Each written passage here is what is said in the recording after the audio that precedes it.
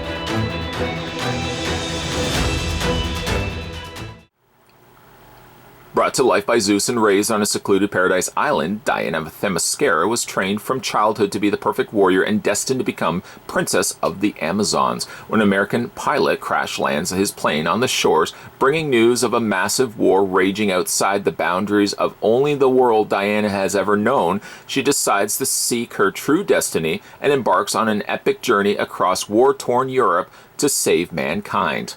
In 2017, celebrating the 75th anniversary of the character, Wonder Woman made her silver screen debut. NECA is honored to pay homage to such an important cultural and social event with the Ultimate Collector's 1/4 scale action figure of Wonder Woman.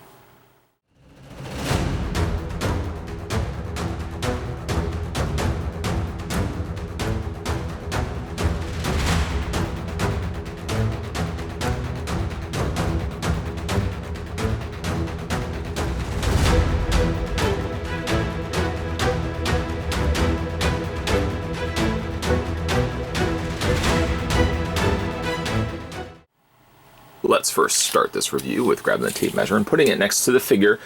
We're going to have to reach a little higher on this one. The figure is 18 inches in height.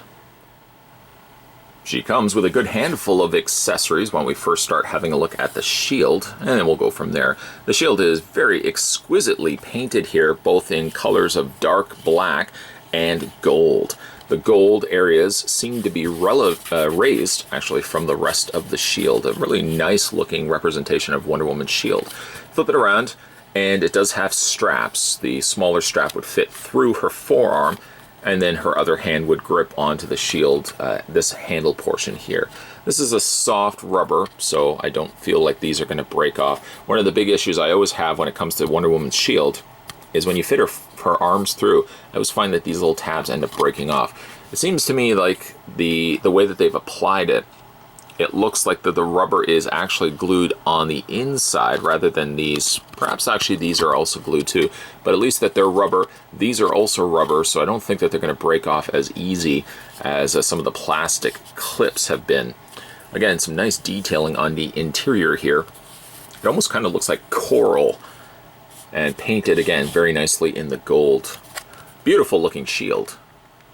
Secondly, she comes with the God Killer sword, which has some immaculate details. This is something that you can only really experience once you start getting 1/4 scale figures in hands, because really everything is so much larger in proportions. You've got the Amazonian scripture running down the full blade of the broad sword here. Given a little bit of additional wash, it looks like some additional airbrushed marks there of black paint, just kind of giving it that sense of age. You also see a little bit of that scratching sort of on the sides. Really exquisitely, I keep using the word exquisite, but the best way to really describe all of the things I'm seeing on the Wonder Woman here is exquisite. Very nice looking hilt. And you can see the heads there on either side holding the blade in place. She also gets herself a posable lasso of Hestia, or the lasso of truth. It is actually posable. There is a wire frame inside. The best way I can describe it is it feels like cording, like if you've ever had like a very broad shoelace, for example. It's that same sort of material.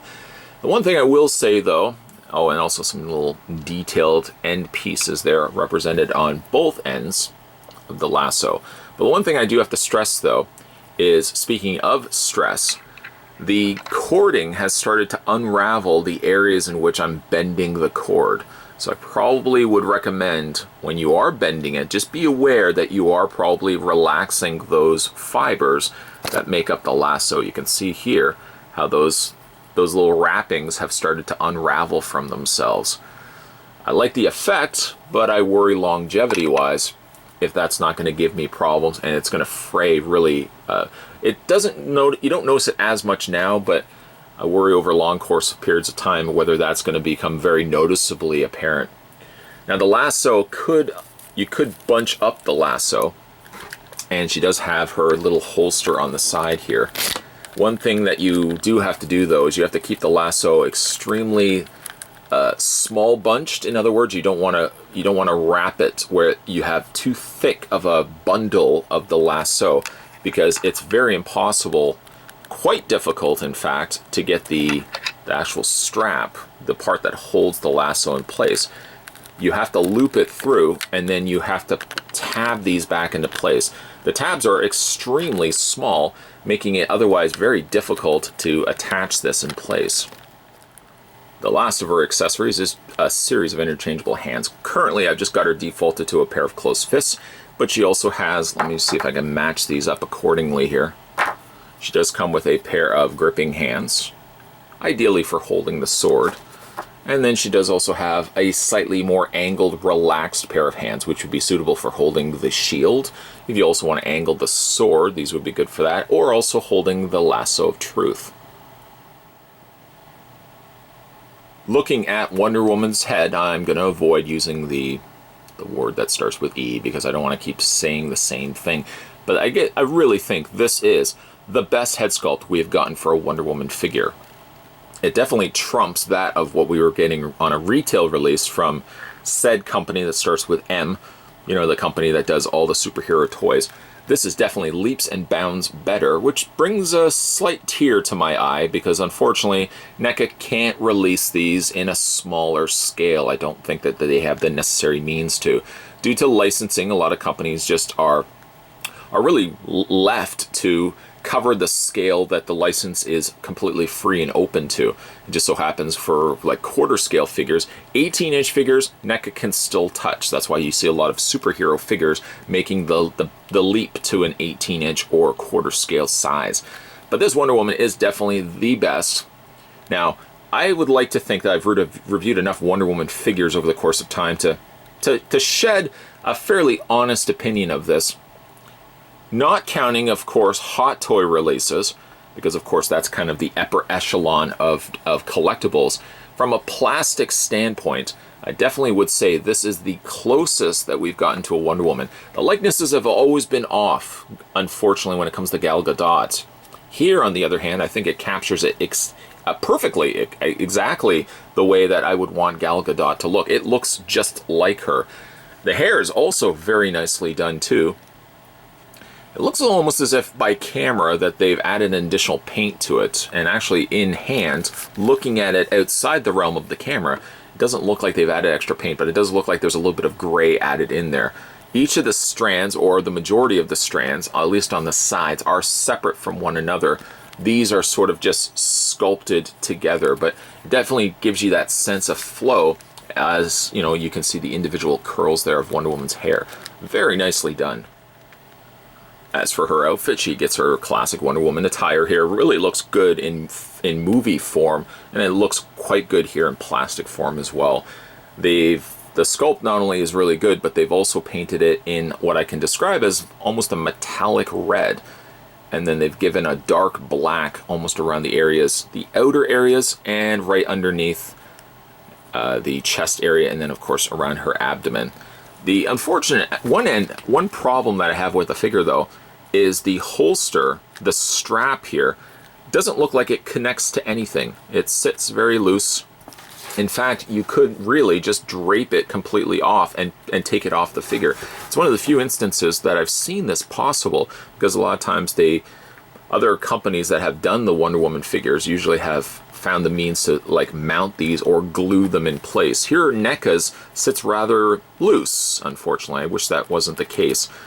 This is also a soft plastic material that they use. Again, I wish it wouldn't flop around as much as it does. Then you get to her lower skirt. I'm not really sure what's happened here, but the skirt seems slightly off to the side. If you look at her legs, it looks as if there's more visible underskirt, the painted of the leg. There's more visible on this side than it is on this side. Maybe it's just my eye, but it doesn't seem like it's dead center. It actually should be like right here versus slightly off on the right, looking at on your right. The skirt is, again, of a softer material. A better material than definitely the Hot Toys did, because their lower skirt was almost like a paper material. Here you get a much denser plastic. It's got some nice texturing there as well, and trimmed on the bottom tips in gold, which carries away over here as well. It loses a little bit, like I said, of the effect here because so much of this is visible. I'm not really sure why they left that gap as it is. It's probably so that you could get the articulation on the legs, which are clickety loud joints, and we'll look at those in a second. Then when you look at her boots, these are rather interesting. Conventional, regular Wonder Woman boots with the visible foot inside. I don't know why, but these, I've noticed the straps that loop their way through are disconnected from the holes here. I don't even know why they're tabbed the way that they are. I don't know why they just simply didn't glue these in place. I have that problem on both sides, actually. These aren't glued in place at all. So they just, in fact, getting them out of packaging, they looked like this. So you can try your best. There is a hole on both of them. And of course your little peg there. It will be very difficult, I have to admit, to get that in place. I may just ultimately glue those, sadly. A quick spin around of the figure just so you can see the back skirt. The skirt on the back definitely fills out things a little bit easier, a little bit better, I think, than the front. Again, I don't really like as much that this is supposed to be really part of her skirt, and then they've sort of just, I don't want to say cheated, but leaving this big gap. It is very visible the way that they've done it. The back end is not as bad. Again, you got lots of the decoration and sculpting there on the kind of almost even looks like an elephant hide, the way that they've textured it. And again, there's the back. Slightly loose once again. That's a shame. But you've got the strapping here a little on the loose side. When it comes to her posability, her head rotates left and right. It's the same problem that I have with every Wonder Woman figure. Unfortunately, as good as NECA's head sculpt is, it still runs into the same problem. The hair, being just very dense plastic, really doesn't let you get past the point of the shoulders. You really have to struggle to get it past that area. The head does technically rotate left and right. Through the process, though, I have noticed as I'm moving the head, this wants to move around too often. So even though it's probably blasphemy to say this, I just may glue it on the shoulder there, just so it's not going to move around. I may also kind of just glue it here, again, just so it's not going to shift around on me. The head hit also allows the ball joint, also allows the head to hinge, I should say, up and down. And then when you get to the shoulders are on their own hinges, so you can see the big broad hinge right there. They hinge the arms out to about that far, and then you can rotate the arms all the way around. A swivel on the bicep technically allows you to rotate the arms all the way around. She's also got a double hinge on the elbow. Now I find the hinge here is a lot easier to bend than the hinge right here. But she does have a double hinge happening there, and she also has a rotation in the hands. It's to note as well, it's something I want to bring to your attention, that this does feel like it's slightly softer plastic, especially right there. I'm wondering if they kept it that way so you would have a crunch option. It doesn't seem like you can actually bend her torso very far down. Even though it is a little on the softer side, it's not nearly soft enough to allow a crunch to happen here. Then you get to her legs, and her legs are very stiff to move, yes, and they do creak and make clickety noises as you move them back and forth. But the legs do allow you to hinge them out. It sounds like I'm going to break it. Forward and back. She has a swivel, basically where the thigh attaches to the socket of the lower waist. It swivels there. She has a single hinge on the knee. Kind of looks like it should be a secondary hinge because I'm seeing two. Actually, it is a double hinge. You've got a hinge here and a hinge there, giving you two. And then when you get to the foot also allows you to rotate it all the way around, hinge up and down, and a rock back and forth. For a second, I thought she actually had toe articulation, but her feet are completely flat. She does come with peg holes on the undersides of her feet, but she doesn't come with a display stand suitable, or really for any, she doesn't come with any display stand whatsoever to get the figure to stand. She's generally pretty well balanced. I find if you have her legs completely straight, she doesn't seem to have an issue where she topples over. Now, unfortunately, with a lot of these quarter scale figures, just because they are superposable doesn't necessarily mean you can get them in some pretty radical poses. Trying my very best not to be too smitten by this Wonder Woman figure that I'm going to give a biased opinion here in final looks. The figure is gorgeous, but it does have a few problems, and I'll talk about those right now. The strap that goes around her torso should really have been glued in place. It sits way too loose and it flops around a lot when you're trying to move the figure around. She does also have those little buckles that attach to the front shin guards or calf guards there of her lower armor. Those, I don't really know why they tab into place. They peg into place, and they really don't.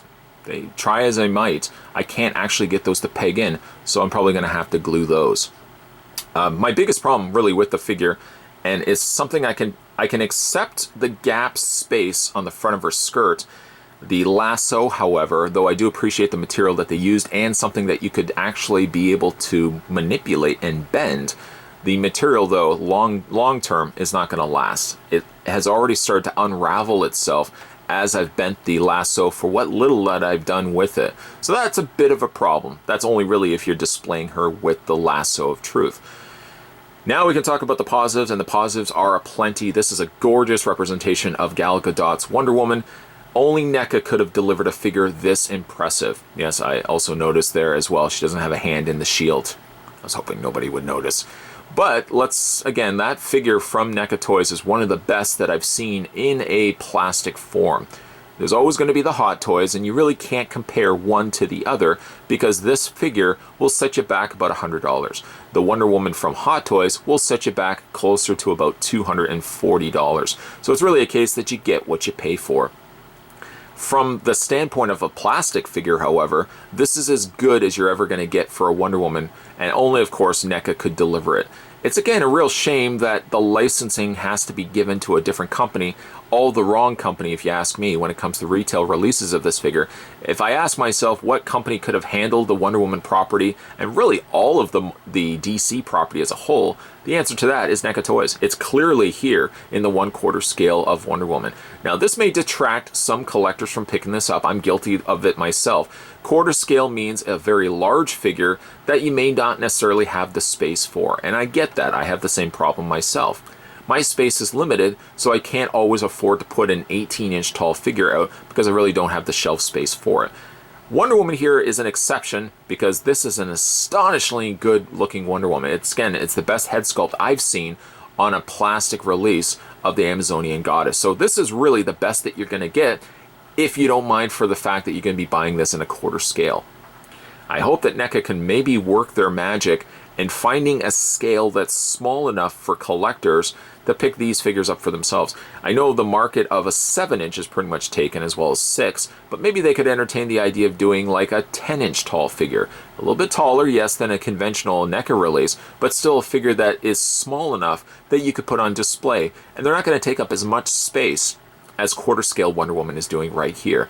This is a gorgeous looking figure. If you can find her, I definitely would highly recommend picking her up, especially if you're a fan of the Gal Gadot Wonder Woman. Today we were having a look at the Wonder Woman. This was the Ultimate Collector's Edition 1/4 scale figure from the folks over at NECA Toys. Absolutely jaw-droppingly gorgeous. Alright. If you haven't had a chance to hit that little subscribe button down below, bunkos, make sure you do, because there's going to be more videos coming onto this channel. Yes, I know she still doesn't have her hand in her shield. I just slid the shield onto her arm. More videos will be coming your way. Make sure you hit that little subscribe button down below. Make sure as well you head over to the main channel. Check out the videos, because there's always going to be videos that you may have missed along the way. That's your best place to find them. Check out the video section on the homepage. As always, guys, thanks for watching as you always do. I'll see you next time.